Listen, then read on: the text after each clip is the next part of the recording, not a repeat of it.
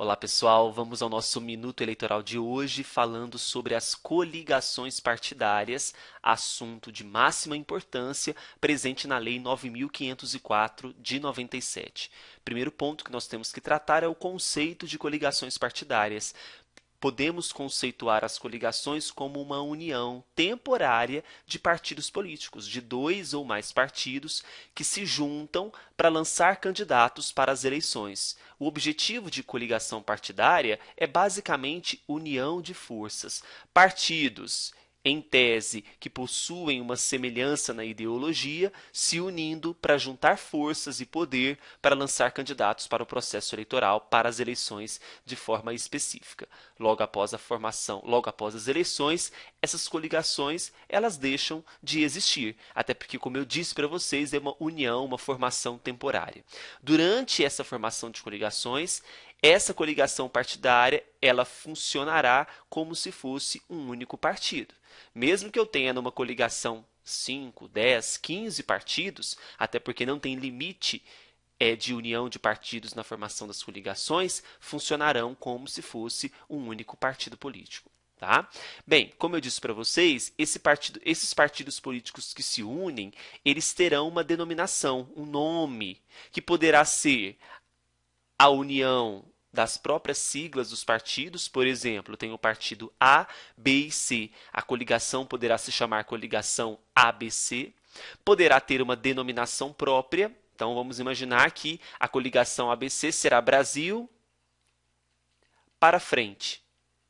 Então, essa é a denominação própria da coligação. Então, poderá ter uma denominação própria, poderá ser a junção das siglas dos partidos políticos. Só toma cuidado porque já houve questões cobrando justamente o próximo dispositivo acerca da vedação nas denominações das coligações. O que a lei das eleições traz para nós? Que não poderá coincidir, então, a denominação da coligação não poderá coincidir, incluir ou fazer referência a nome ou número de candidato, nem conter pedido de voto para partido político. Claro, tem que ser o mais imparcial possível, porque se eu coloco o nome de uma coligação em relação ao nome de um candidato daquela coligação, ou pedindo voto para um partido político da coligação de forma específica, eu estou menosprezando os outros, estou ferindo o período da isonomia entre os candidatos e os partidos políticos. Tá?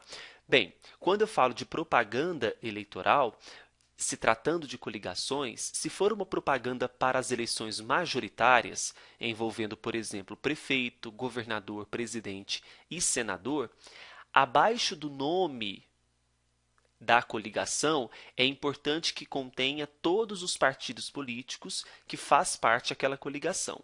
Então vamos imaginar que a coligação para prefeito foi formada uma coligação para lançar um candidato a prefeito, denominada Brasil para Frente. Abaixo dessa denominação própria, precisa conter todos os partidos que faz parte dessa coligação.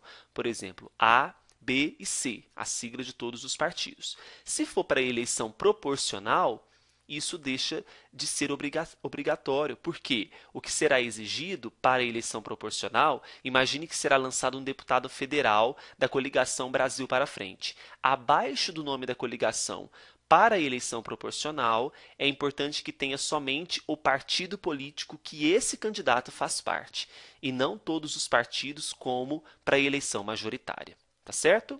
Bem, essas coligações elas poderão ser representadas por um representante que funcionará como presidente daquela coligação, como se fosse um presidente de um partido, e também poderá indicar delegados que vão atuar, né, perante os órgãos da Justiça Eleitoral. Perante os juízes eleitorais, poderão ser indicados 3 delegados daquela coligação.